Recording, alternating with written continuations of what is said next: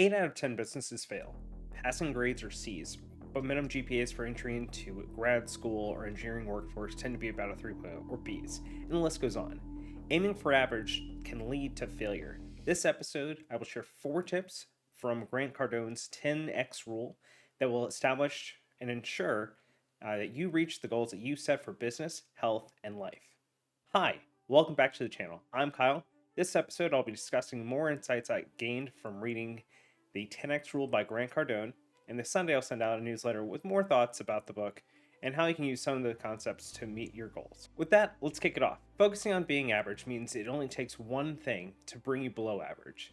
Heaven forbid losing a loved one, your job, or some catastrophic accident, and all your plans are gone. Your safety net is gone, and you plummet from average to well below average. So my first tip is aim for higher than average. Don't dismiss this concept with I'm happy enough or we're doing well enough.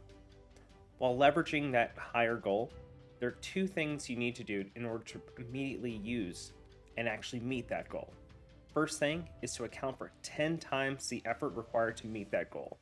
And the second one is to shoot for 10 times the result of that goal. Now, if you're trying to set a goal, why don't you just set a goal that was 10 times that?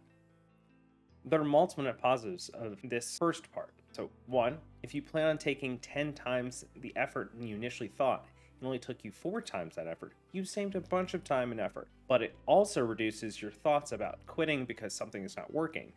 You look for an alternate ways to meet your goal, and you become ultimately more patient. You're generating a buffer to create and refine your processes. Reaching for 10x of your goal, there's also multiple positive aspects to that as well. By aiming for 10 times the result, you'll create a plan to reach 10 times your goal. Because the process to make $1,000 from a creative endeavor is not the same as making $10,000 or $100,000. So last week, we discussed about building scalable processes and how they are key to growing your organization. That also applies right here. Fourth concept is that there are 4 degrees of action. So 3 of those actions come to mind rather quickly. And the most common, as we've discussed in a few other videos, is no action. Do nothing, never start, never finish, just leave it. If you think of how many other videos have said, don't do anything, that's not something I would recommend. That is the inaction. The next one is to retreat. Reverse some action you've taken from before. Now, the third type of action, which I would argue is the most dangerous type of action, is normal action.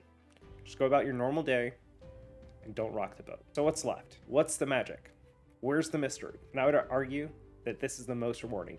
That is taking massive action.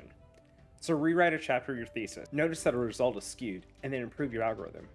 Redesign your entire website. Write a book in a week. Chase after your goals with massive action. So a quick aside that massive actions bring up. So many people, including myself, suffer from imposter syndrome. For those who are unfamiliar, there is no clinical definition, but anecdotally, it's a feeling of self-doubt or fraud that affects anybody. But it has higher occurrence for high-achieving people.